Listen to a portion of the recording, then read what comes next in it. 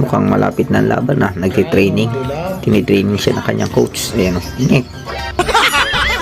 Manatilig lang pala. Natutulog sa klase si Ining. Dalang mesa. Oo, gayahin daw. Wala, nagdi-4 o. Tinanggal ang upuan. Sa kanya rin tinanggal. Silipa. Hala. Cellphone ka kasi na cellphone. Di mo alam pinagpapalaluha ka na ng pari mo. Hi ma'am, pwede pong magtanong. Kilala niyo po ba to si Aling Susan? Bagong kolektor ka, sir? Ay oo ma'am. Umalis na kasi yung dating kolektor dito kaya ako yung pinalit. Si Aling Susan. Patay na yun. Nagpakamatay dahil sa utang. Patay na. Kawawa naman. Pero bakit sabi nung dating kolektor dito? Release niya daw ngayon.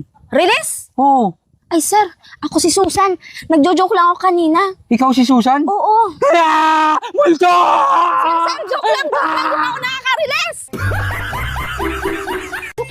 Ala, nadulas na si kuya. Ala, diretso pa baba. Ayun. Di una pa sa purse si kuya. Shimorkat. Mahilig ka pala shimorkat ah. Pare, Pre, nawala na cellphone mo kagabi? oo Doon sa pre, inuman? sayang nga eh. Abay, sayang bago pa naman yun. Oo pre, bago yun.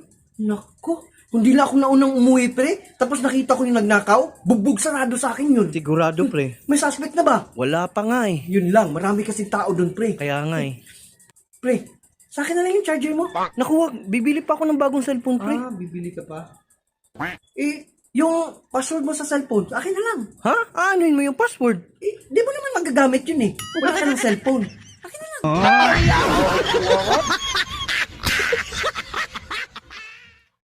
Ala, dire-diretso si Manong Bulago. Ala, sumakay na. Ala, buti na lang. Nak, buti na lang. Kalmado si kuya, hindi nagalit. Ayos ka, kuya. Ano ang pambansang isda ng Pilipinas? Oh no! 5-5 sardines?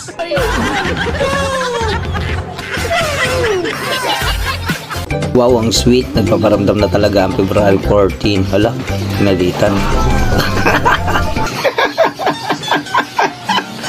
Gulat na gulat si kuya.